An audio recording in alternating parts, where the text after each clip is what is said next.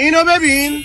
از آنتیتز و تز سنتز وجود میاد. در اسلام نه، سنتز از آنتیتز وجود نمیاد، از زوجیت به وجود میاد. این درست نقطه مقابل تضاد در دیالکتیک هگلی و مارکسیسم.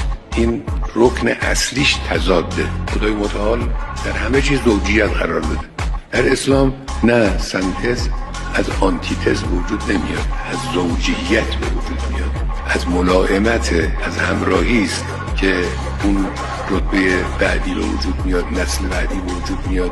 توی این جلسه و سخنرانی علمی رهبری داره تفاوت دیدگاه فلسفه هگل و ماتریالیسم مارکس رو با دیدگاه اسلامی بر اصل زوجیت و رشد و پیشرفت مقایسه میکنه. به والله قسم شرط میبندم اگر مکتوب و متن نوشته این سخنرانی و جملات رو جلوی خاندان پهلوی و تمام این ضد انقلابا و مخالفین جمهوری اسلامی بذاری، از رو نمیتونم بخونن. به عنوان مثال این نامه‌ای که این زیر میبینید نامه‌ایه که رضاخان پدر بزرگ و بزرگ سلطنت طلبا در زمان سرتیپیش به صادق خان نائب نوشته و در اون زمان با دستخط خودش با اینکه نوشته 19 غلط املایی داره. و یا مثلا زمانی که فرمانده کل قوا و پادشاه مملکت بود، یک نامه و دستور 4 کلمه‌ای برای سرهنگ جعفر قلی آقا بیگلری که رئیس دادگاه نظامی اون زمان بود می‌نویسه که از این 4 کلمه 2 کلمش غلط بوده. حالا یه مش آواره خائن وطن فروش بی سواد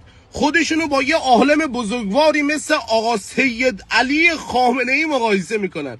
یعنی محال ممکنه شما کل دنیا رو بگردین فقط یک نفر رو پیدا کنید که سر سوزن توی سلامت اخلاقی، اقتصادی، سیاسی، توی دانش، علم، توی کتابخونی و توی هزار چیز دیگه سر سوزن شبیه به سید علی خامنه‌ای عزیز ما باشه. بابا حق بدیم به ما اگه میگیم تو آخرین نفس فدای این آقاییم. بابا حق بدیم به ما. یالله علی خان زلزال به روی لب علم دار لشکر به پیکار آمد ابو فاضل یعنی میدان چون موج خروشان علی بار آمد. علی بزن زنیه خطر را چون شتابان رکس خان